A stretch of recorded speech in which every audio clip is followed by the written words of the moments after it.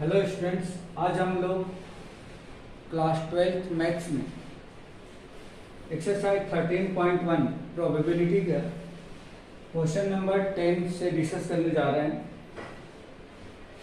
Question number 10 दिया गया है, a black and a red dice are rolled. Means इसमें दो टाइप के डाइस है, एक का कलर ब्लैक है और दूसरे का रेड है। इन दोनों डाइस को एक साथ रोल कर दिया जाता है। तो पहला क्वेश्चन दिया गया है, find the conditional probability of obtaining A some greater than 9। Means जब दोनों को थ्रो किया जाता है एक साथ, तो दोनों डाइस पे जो कमसप जो नंबर हैं, जो ऊपर की तरफ जो नंबर आए हैं, उन दोनों का सम 9 से ग्रेटर होना चाहिए। Given that black die resulted in a 5, जबकि दिया गया है कि ब्लैक डाई पे हमेशा क्या होना चाहिए, 5 आना चाहिए। तो हमें ये कंडीशनल प्रोबेबिलिटी फाइंड करनी है। ये फर्स्ट क्वेश्चन है।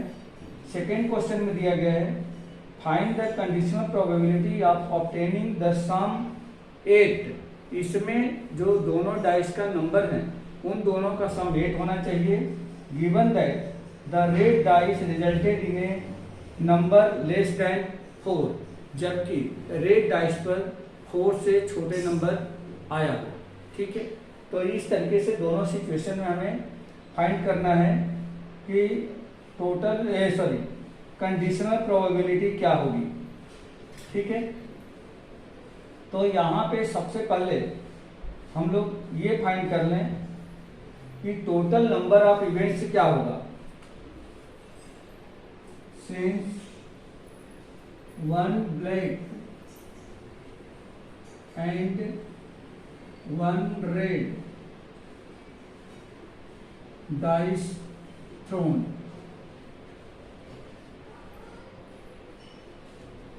therefore sample space S equal to क्या मिलेगा, ये मिलेगा 1 1 से लेकर के 1 2 1 6 तक,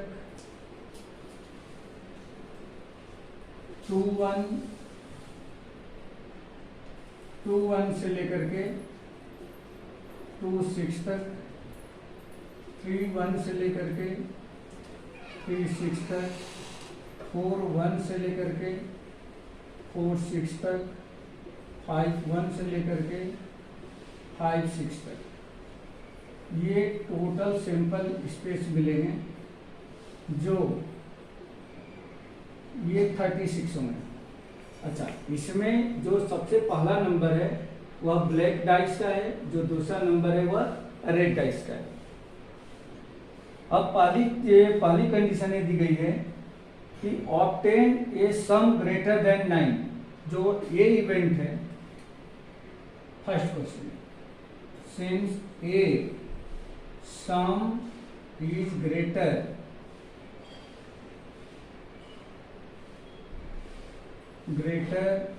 than 9, तो इसमें कौन कौन से इवेंट्स आएंगे जिनका सम 9 से ग्रेटर हो। तो यहाँ पे हम लोग देख सकते हैं कि यहाँ से लेकर के यहाँ तक 6 + 2, ये हमें क्या मिलेगा, ये 8 मिलेगा। उसके बाद से 6 3, ये भी 9 मिलेगा। उसके बाद से इसमें 4 5, वो भी 9 मिलेगा, लेकिन 9 से बड़ा, तो पहला आ जाएगा 4 6।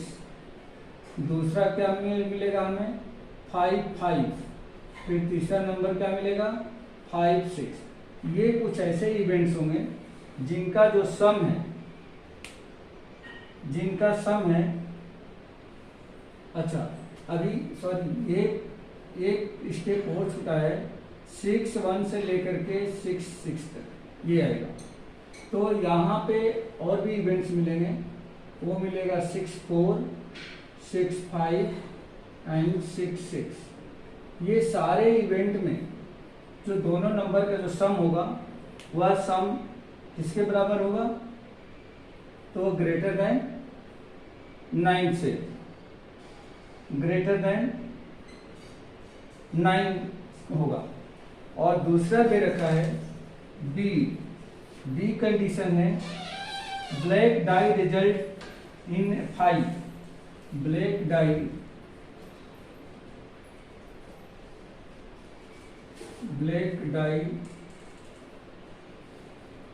Result in 5। तो ब्लैक डाई रिजल्ट इन 5, इसमें सबसे जो हर ऑर्डर पेयर का जो पहला नंबर है वह ब्लैक डाई का नंबर है। तो ब्लैक डाई पे 5 आना चाहिए। तो ब्लैक डाई पे 5 में सिर्फ ये वाली टर्म आएगी, ये वाली 5-1, 5-2, 5-3, 5-4, 5-5 एंड 5-6 ये मिलेगा। Therefore ए इंटरसेक्शन बी, इन दोनों का इंटरसेक्शन अगर हम देखें तो इन दोनों के इंटरसेक्शन में हमें मिलेगा 5-5, 5-6, 5-5, 5-6। बस ये दो हमें यहाँ पे इंटरसेक्शन मिल रहे हैं।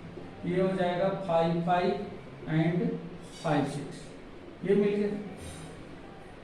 अब हमें इसकी प्रोबेबिलिटी फाइंड करनी है। Therefore P of A intersection B equal to, यहाँ पे 2 मिल गया हमें और ये मिल चुका है B का 1, 2, 3, 4, 5, 6, ये 6। तो P of A intersection B equal to 2/36 and P of B equal to ये हो जाएगा 6/36। अब हमें इसी कंडीशनल प्रोबेबिलिटी चाहिए। Therefore conditional probability P of A slash B equal to P of A intersection B upon P of B equal to 2/36/6/36 equal to 2/6 equal to 1/3। तो ये यहाँ से इसका आंसर हो जाएगा फर्स्ट क्वेश्चन का। ठीक है बेटा।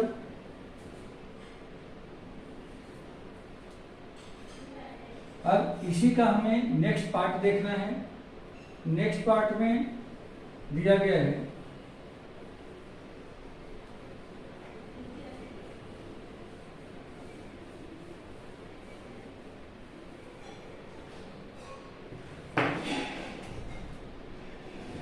Second part. सेकेंड पार्ट में दिया गया है ई सम ऑफ द ऑब्जर्वेशन इज 8। यहाँ पे पहले इवेंट को इसे डिनोट किया गया है। Sum of observation is 8, sum of observation is 8 equal to, इसमें कौन कौन से इवेंट आ जाएंगे जिसमें सम जो है एक्यूरेटली 8 होना चाहिए। तो जैसे पहले वाले में 2, 6 है, दूसरे वाले में 3, 5 आ जाएगा, इसमें 4, 4 होगा, इसमें 6, 5, 3 होगा और इसमें 6, 2 हो जाएगा, 6, 2। तो ये कुछ ऐसे इवेंट्स हैं जिनका सम जो है, दोनों नंबर का जो सम है वह 8 है। और जो 8 दिया गया है, red die result in a number less than 4। Red die F जो दिया गया है, red die result resulted in a number less than 4। तो रेड डाई पे नंबर जो है 4 से छोटा होना चाहिए।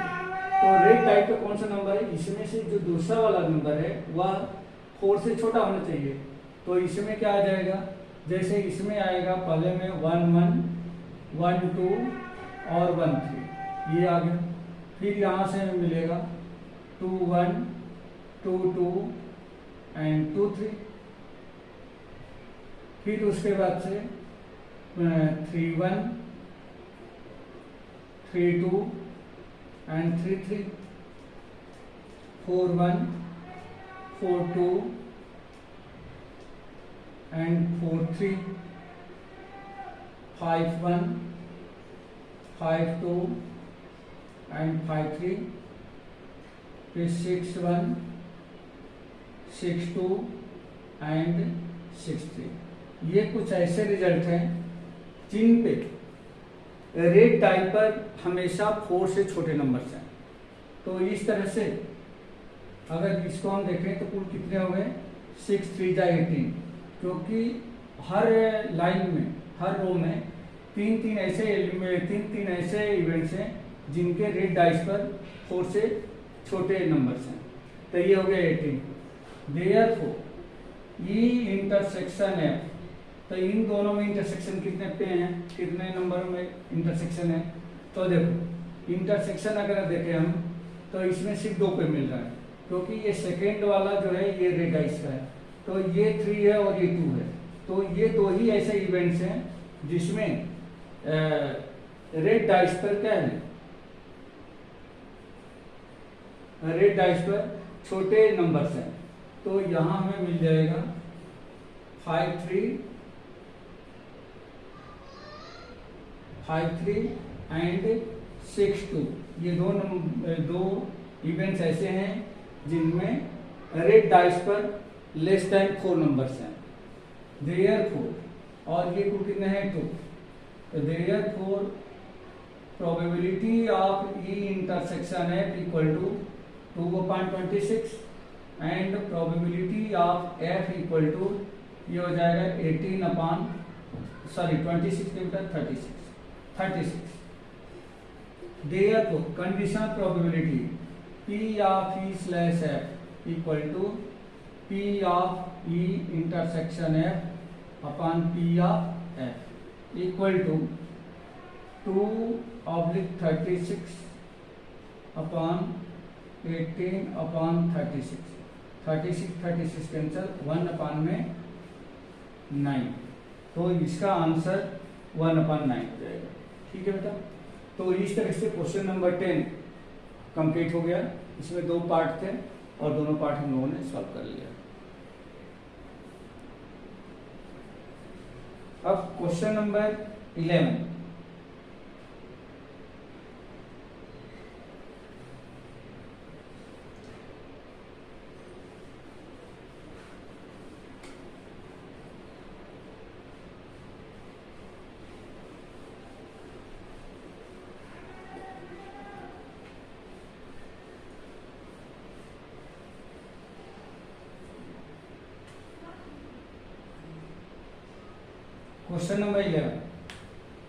क्वेश्चन नंबर 11 में दिया गया है a fair dice is rolled, consider event E equal to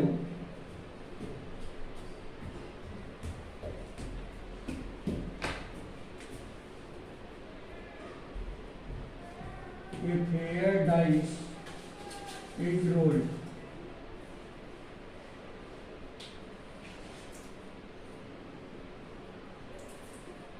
a fair die is rolled and E equal to 135 and F equal to 2 3 and G equal to 2 3 4 5 ये दिया गया है। तो हमें फाइंड करना है, फाइंड फर्स्ट में, इसमें भी 2 पार्ट है इस क्वेश्चन के। P of E slash F, P of E slash F। Second find करना है P of F slash E, P of F slash E।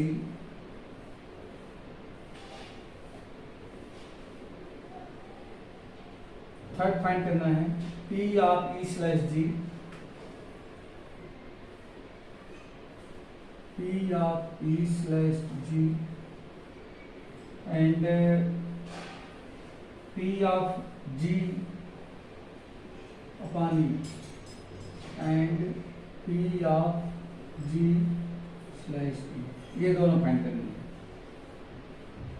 अच्छा, इसमें भी ये सेकंड नहीं है, इसको एंड कर लो और ये सेकंड है, ये सब। अब यहां पे हम लोग देख रहे हैं कि ये fair dice is old, that is, यही पैटर्न ये लिख दिया जाए कि इसका सिंपल स्पेस कितना होगा, तो 1 2 3 4 5 एंड 6 मीन्स इसका सिंपल स्पेस 6 हो जाएगा। अगर एक फेयर डाइस को हम रोल करते हैं तो टोटल नंबर ऑफ इवेंट्स या आउटकम्स कितना होगा, A6 होगा। इसमें 3 इवेंट दिए गए हैं E F G, जो कि सेम सिंपल स्पेस के हैं, और यहाँ से कुछ हमें इंफॉर्मेशन फाइंड आउट करनी है। तो सबसे पहले हम क्या करें, यहाँ पे सॉल्यूशन देखिए फर्स्ट का, since P of E slash F equal to P of E intersection F upon P of F, ये हो जाएगा। अब यहाँ से E इंटरसेक्शन F, तो E और F का इंटरसेक्शन चाहिए, यहाँ निकाल लेते हैं। Since E intersection F equal to क्या मिलेगा, E इंटरसेक्शन है इसमें और इसमें, इंटरसेक्शन क्या है, तो ओनली 3 का है, मीन्स ये आपका हो गया 1, और P ऑफ F, ये तो ऑलरेडी 2 और 3 है, तो देयरफॉर इसका प्रोबेबिलिटी यदि फाइंड करें तो P of E intersection F equal to 1/6 हो जाएगा, and P of F equal to, तो ये में 2 इवेंट हैं तो ये हो जाएगा 2/6। Therefore P of E slash F equal to, इसके प्लेस पे 1/6 अपॉन 2/6, 6 से 6 कैंसिल, 1/2, तो P ऑफ हमें मिल गया E slash F equal to 1/2, ठीक है।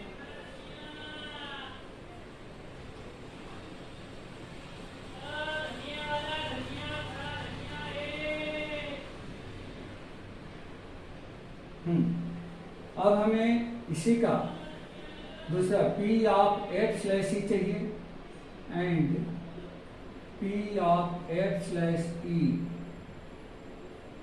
Equal to P of F intersection E upon P of E। तो since F intersection E equal to F intersection E, इन दोनों का इंटरसेक्शन, तो इन दोनों का इंटरसेक्शन भी क्या है, 3 है, तो ये हो जाएगा 3 equal to 1। Therefore P of F intersection E equal to 1/6 and P of E equal to, तो E इसमें 3 एलिमेंट्स हैं, ये हो जाएगा 3/6। Therefore P of F slash E equal to P of F intersection E, F intersection E 1/6 and P of E ये दे रखा है 3/6, 6 से 6 कैंसिल, 1/3, तो P of F slash E equal to 1/3, ये आंसर। तो ये हमें क्वेश्चन नंबर 11 का फर्स्ट सॉल्यूशन मिला, ठीक है।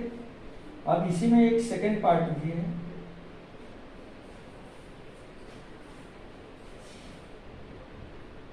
सेकंड पार्ट जिसमें P of E intersection G और P of G intersection E find करना है। तो इसको मैं रख कर देता हूँ पहले।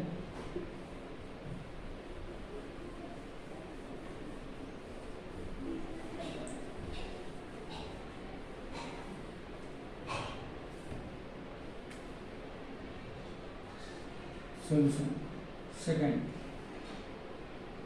यहाँ से E इंटरसेक्शन G, तो पहले E और G का इंटरसेक्शन फाइंड कर लें।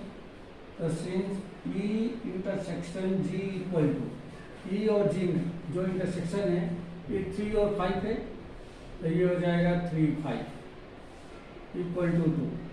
Therefore P of E intersection G equal to 2/6, and intersection G, P of G equal to, तो ये मिल जाएगा, यहाँ पे 4 है तो 4/6, और यहाँ पे हमें E भी चाहिए तो उसको भी फाइंड आउट कर लेते हैं। P of E equal to, इसमें E में 3 एलिमेंट्स हैं तो 3/6। अब इन दोनों को हम लोग फाइंड आउट कर सकते हैं। देयरफॉर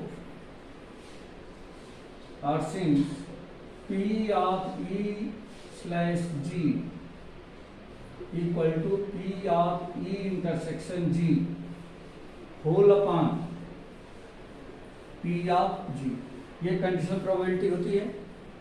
अब इसमें P of E intersection G, तो P of E intersection G हम लोग निकाला है 2/6, और P ऑफ G ये 4/6 है, 6 कैंसिल हो जाएगा, इससे कट करके 2 हो जाएगा, मीन्स 1/2। तो therefore P of E slash G equal to 1/2, ये मिल जाएगा। सेकेंड,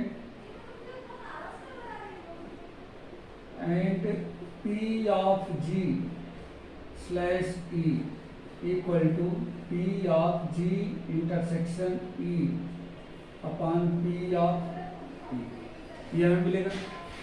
यहाँ से P G इंटरसेक्शन E, तो G इंटरसेक्शन E या E इंटरसेक्शन G दोनों बातें सेम है, तो यहाँ पे हो जाएगा 2/6 whole upon P of E, तो P of E equal to 3/6 है, 6 कैंसिल, 2/3, तो P of G slash E equal to 2/3, ये हो गया आंसर।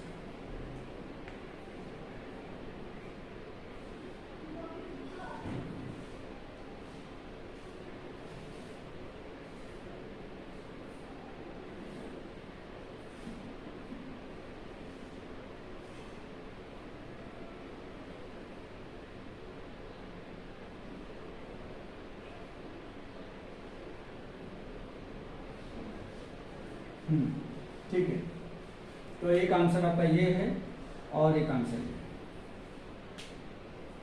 नेक्स्ट क्वेश्चन देखिए।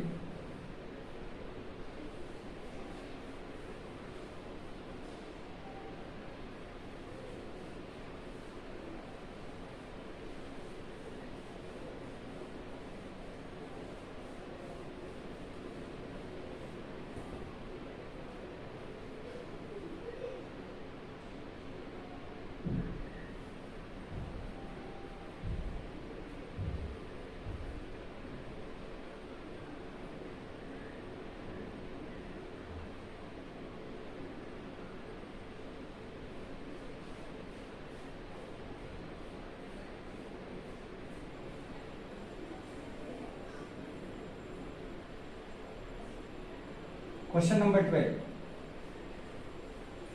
Assume that each born child is equally likely to be a boy or a girl. If a family has 2 children, what is the conditional probability that both the girls given that first में है the youngest is a girl और at least 1 is a girl. ये कह रहा है कि यदि किसी फैमिली में बॉयज और गर्ल्स के बॉर्न होने की प्रोबेबिलिटी इक्वली लाइकली है, तो हमें प्रोबेबिलिटी फाइंड करनी है कि दोनों ही गर्ल हों। यदि फर्स्ट कंडीशन है या गिवन है कि यंगेस्ट यदि गर्ल है और दूसरा एटलीस्ट 1 गर्ल है, तो ये क्वेश्चन हमें सॉल्व करना है। सॉल्यूशन देखिए।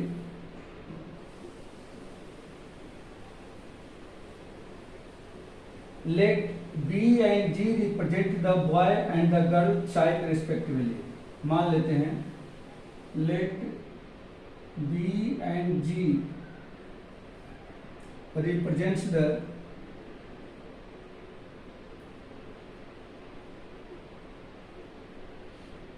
boys and girls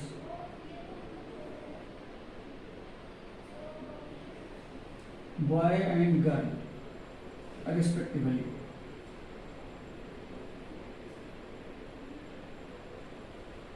हमने मान लिया कि बी जो है बॉय को रिप्रेजेंट करता है, जबकि जी जो है गर्ल को रिप्रेजेंट करता है। तो the same sample space will be, तो क्या क्या हो सकता है, देयर फोर सैंपल स्पेस।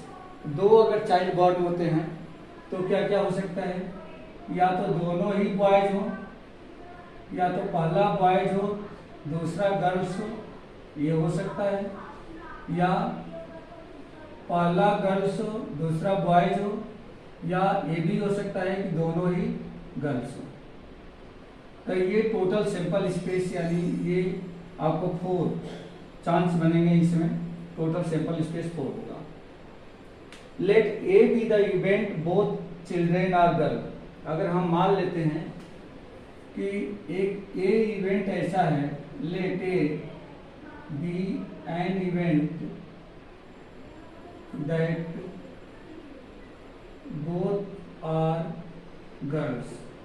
हमने मान लिया ये जो है, हमने मान लिया कि ये दोनों ही गर्ल्स हैं, तो देयरफॉर ए इक्वल टू क्या मिलेगा बेटा, जी जी, यही तो बनेगा। अगर दोनों गर्ल्स हैं तो दोनों के गर्ल्स बॉर्न होने की जो इवेंट्स है वो सिर्फ यही है, जी एंड जी। अब हमें पहला क्वेश्चन फाइंड करना है। फर्स्ट, इसमें 2 क्वेश्चन दिया गया है।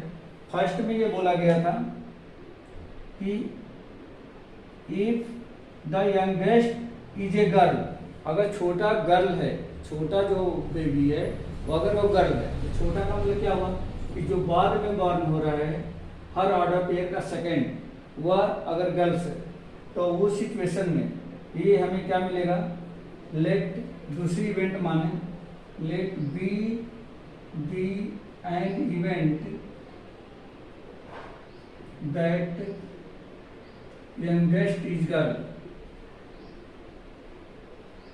youngest is girl, therefore b equal to हमें क्या मिलेगा, तो b इक्वल टू 2 चांस बन सकते हैं। एक तो b g भी बन सकता है, छोटा गर्ल होगा, या तो g g बन सकता है, ये मिलेगा।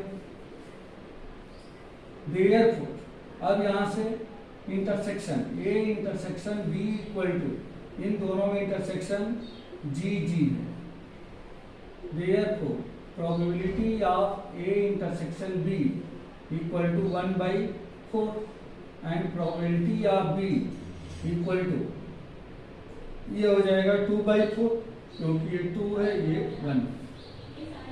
Therefore condition probability P of A P of A by B, इसका मतलब क्या है कि probability of both are girls when youngest is girl, तो ये हो जाएगा P of A intersection B upon P of B equal to, तो P of A intersection B अभी हम लोगों ने यहाँ पे फाइंड किया 1/4 एंड P ऑफ B हम लोगों ने फाइंड किया है 2/4, 4 से 4 कैंसल 1/4, तो P of A slash B equal to हमें क्या मिल गया 1/4।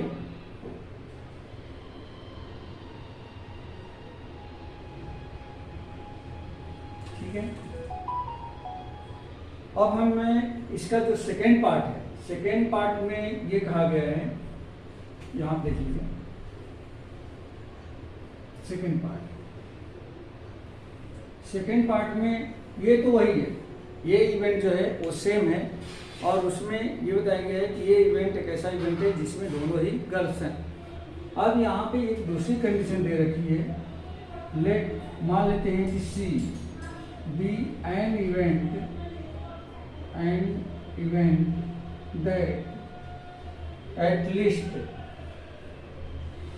Least one child is girl, at least one child is girl. हमें ये देखना है कि जो 2 बेबी बॉर्न हो रहे हैं उसमें से कम एक चाइल्ड क्या हो, girl. Therefore C equal to कौन कौन से मिलेगा, जिसमें एक चाइल्ड गर्ल हो, तो बी जी मिलेगा, बी जी या GB या GG, एटलीस्ट है, मतलब कि एक भी हो सकती है या दोनों ही गर्ल्स हो सकती है। Therefore A intersection C, A और C का इंटरसेक्शन, यहाँ भी सिर्फ एक ही इंटरसेक्शन मिल रहा है GG इक्वल टू 1 और यहाँ पे 3 है। Therefore P of A intersection C equal to 1/4 ये हो जाएगा, और P of C equal to कितना हो जाएगा, P of C equal to 3/4। Therefore condition probability A/C equal to P of A intersection C upon P of C, ये formula already आप लोग जानते हैं। तब यहाँ पे P of A intersection C, तो P of A intersection C 1/4 है, 1/4 अपॉन में P ऑफ C ये 3/4, 4 and 4 कैंसल, 1/3, तो P of A/C equal to 1/3 means probability of at least one girl when given both are probability of both are girl when given that at least one girl out of both child, ठीक है। तो P of A/C equal to 1/3। तो ये question आपका 12 complete हो गया। Okay,